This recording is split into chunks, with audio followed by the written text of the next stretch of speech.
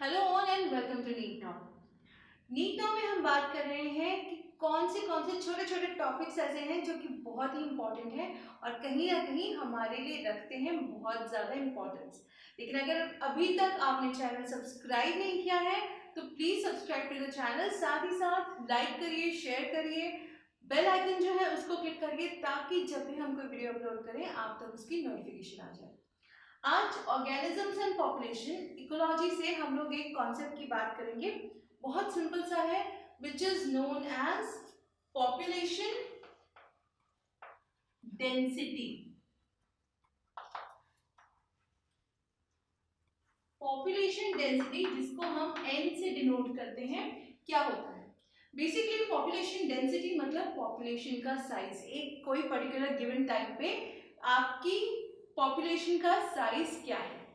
Population density की जब हम बात करते हैं, ये इसलिए ज़रूरी होती है, जैसे आपने देखा होगा हर 10 ईयर्स पे, हर एक डिकेड के बाद सेंसस होता है, कितना बॉर्न बर्थ्स हुए, कितनी डेथ्स हुई, ये सब आते हैं, पूछते हैं, रिकॉर्ड्स होते हैं बकायदा। तो ये इसीलिए किए जाते हैं कि कोई पर्टिकुलर एरिया, जैसे फॉर एग्जांपल अगर आप दिल्ली में रहते हैं तो दिल्ली की पॉपुलेशन कितनी है, पॉपुलेशन डेंसिटी कितनी है, यानी कि साइज क्या है पॉपुलेशन का। ऐसे हर एक अलग अलग सिटी, टाउन, विलेज की, साथ ही साथ कंट्री की, इस तरीके से हम पॉपुलेशन बनाते हैं। क्यों? क्योंकि जो हमारे रिसोर्सेज हैं उन पे कैसा असर पड़ेगा, हमारी basic needs, food, shelter, clothing, इसके अलावा भी जो हमारी नीड्स हैं उन पे कितना प्रेशर पड़ रहा है। साथ ही साथ बर्थ्स होते हैं अगर बेबीज के, तो डेथ भी होती है।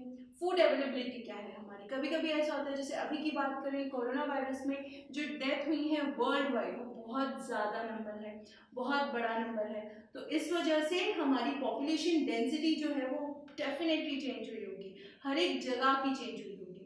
तो इस तरीके से बहुत सारे फैक्टर्स होते हैं। तो ये चार चीजें होती हैं बेसिकली जो डिटरमाइन करती हैं कि आपकी पॉपुलेशन डेंसिटी क्या है। तो ये कौन कौन सी चार चीजें हैं?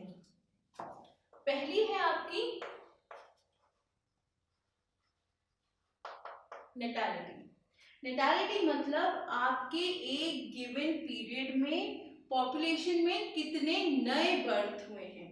हर सेकंड कई बच्चे पैदा होते हैं, तो नेटालिटी आपकी होती है कि गिवन मोमेंट पे कितने बर्थ्स हुए हैं, गिवन टाइम में आपके कितने बर्थ हुए हैं।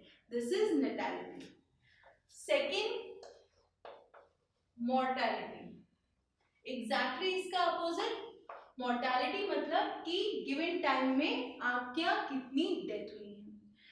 डेथ इसलिए भी अकाउंटेबल होती है क्योंकि आपको पता होगा कि अब जैसे बहुत ज़्यादा ज़रूरी हो गया है कि अगर आपके यहाँ किसी का बर्थ होता है तो उनका बर्थ सर्टिफिकेट बनना चाहिए, या कहीं भी किसी की डेथ होती है तो उसका डेथ सर्टिफिकेट बनना चाहिए, क्योंकि ये सब अकाउंटेबल होता है हमें पॉपुलेशन डेंसिटी निकालने में। पॉपुलेशन डेंसिटी पे बेस्ड बहुत सारी आगे की चीज़ें होती हैं, इकोनॉमी भी उसमें बहुत ज़्यादा इंपॉर्टेंट होती है, तो बहुत सारी चीज़ें होती हैं जो इनसे रिलेटेड है। एंड हेंस इसीलिए जो भी नेटालिटी या मॉर्टेलिटी के रीजंस होते हैं या फिर जो आपके ये नंबर्स होते हैं वो जानना गवर्नमेंट के लिए बहुत ज्यादा इंपॉर्टेंट है। तीसरा, इमिग्रेशन।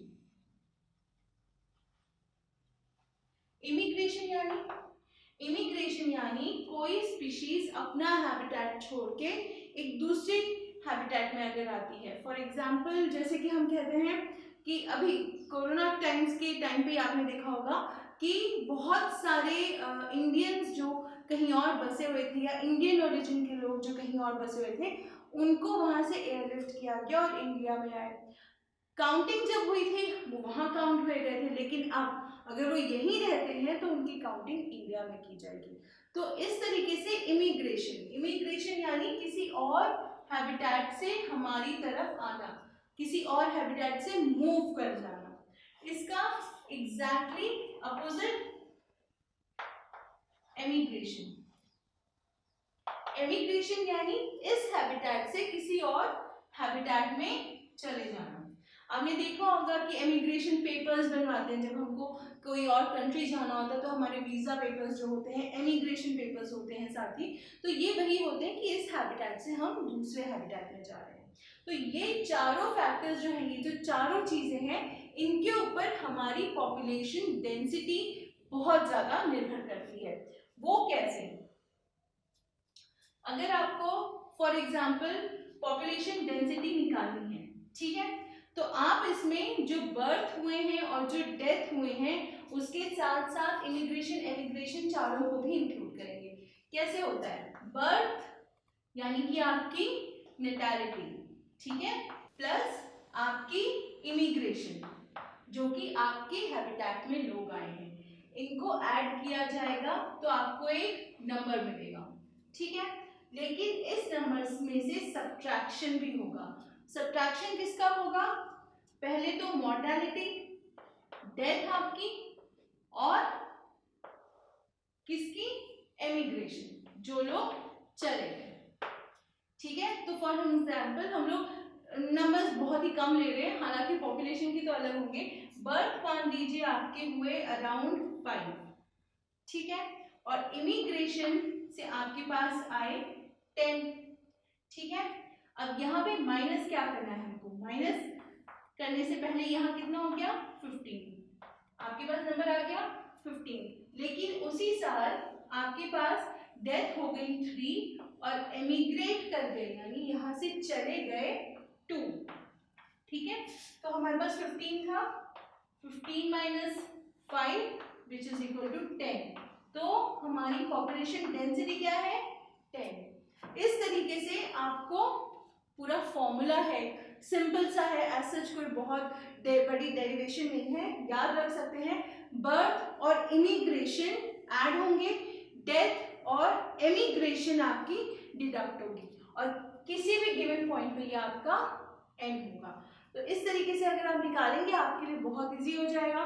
चारों फैक्टर्स याद रखिए, नेटैलिटी, मॉर्टेलिटी, इमिग्रेशन और एमिग्रेशन। इनकी डेफिनेशन के बारे में या इनकी कंफ्यूजन के बारे में आपको थोड़ा सा सचेत रहना है, एक बार पढ़ लेंगे आपको हमेशा के लिए याद हो जाएगा। So natality is birth, mortality is death, immigration यानी हमारे हैबिटेट में किसी और स्पीशीज का आना, एमिग्रेशन हमारे हैबिटेट से स्पीशीज का जाना, एडिशन किसका होगा, बर्थ और इमिग्रेशन का, डिडक्ट क्या होंगी, डेथ और एमिग्रेशन, ठीक है। इतना याद करेंगे आपके लिए क्वेश्चन सॉल्व करना इजी हो जाएगा। एक बार जैसे मैं हमेशा कहती हूँ एनसीईआरटी से पढ़ लीजिए ताकि आपको कोई भी डिफिकल्टी ना हो। इसके बाद भी अगर कॉन्सेप्ट में कोई प्रॉब्लम आती है प्लीज कॉन्टैक्ट अस, डिस्क्रिप्शन में कुछ लिंक्स हैं, आप वहाँ हमारे साथ इंटरेक्ट कर सकते हैं, कमेंट बॉक्स में करिए और जो भी आपको डिफिकल्ट लग रहा है with respect to all 3 subjects हमें बताइए, टॉपिक विल मेक श्योर कि हम उस पर वीडियो बनाएं। साथ ही साथ लाइक करना ना भूलें। Keep in touch, keep studying, take care.